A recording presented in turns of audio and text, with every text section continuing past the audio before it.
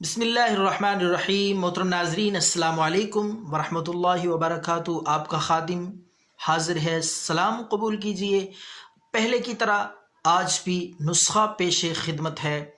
इंतहाई मुजर्रब और मुअस्सर नुस्खा है ये। ख़ारिश, खुजली, फोड़े फिंसियों के लिए, गर्मी दानों के लिए और दाद खाज खुजली के लिए। तो नाज़रीन, सबसे पहले आपने क्या करना है, नीम के पत्ते, ये जो आप स्क्रीन पे देख रहे हैं, नीम के पत्ते आपने लाने हैं ताज़ा फ्रेश। वो ला के आपने थोड़ा सा पानी डाल के, ज़्यादा पानी नहीं डालना बल्कि थोड़ा सा अर्के गुलाब, पानी की जगह वो शामिल कर लें 1-2 चम्मच, तो वो सबसे बेहतर रहेगा।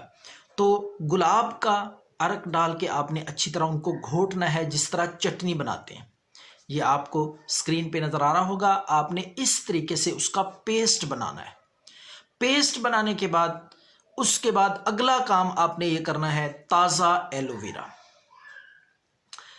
जिसको क्वार गंदल भी कहते हैं, अक्सर घरों में ये मौजूद है और बाआसानी ये पाकिस्तान और इंडिया में मिल सकता है। कोई मुश्किल नहीं है, आप एलोवेरा तलाश कर लें, उसका एक टुकड़ा, जिस तरह आप देख रहे हैं, ये टुकड़ा आप ला के उसको काट के दरमियान में से काट के उसकी जेल निकालनी है आपने।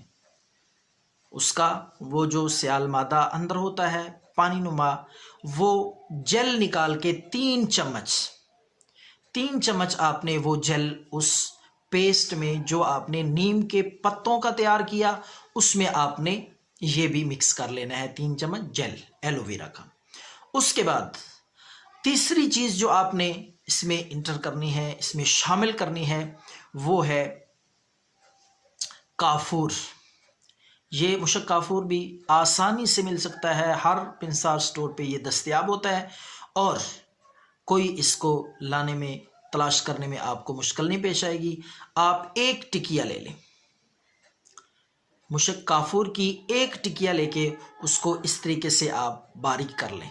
ये स्क्रीन पे आप देख रहे हैं, इस तरीके से आपने बारीक करके उसको आटे की तरह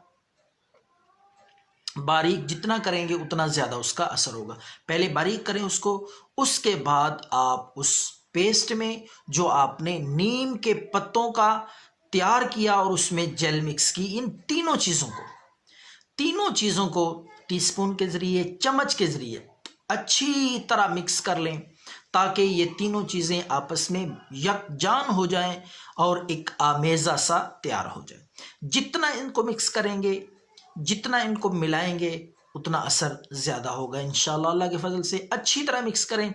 उसके बाद आपने जहाँ पे आपको ख़ारिश है, टांगों पे है, हाथों पे है, जिस्म जिल्द के जिस हिस्से पे भी ख़ारिश है, आपने रुई के साथ इस तरीके से, जो तरीका आप स्क्रीन पे देख रहे हैं, लगा दें ताकि वो पूरी जगह ऊपर से ढक जाए।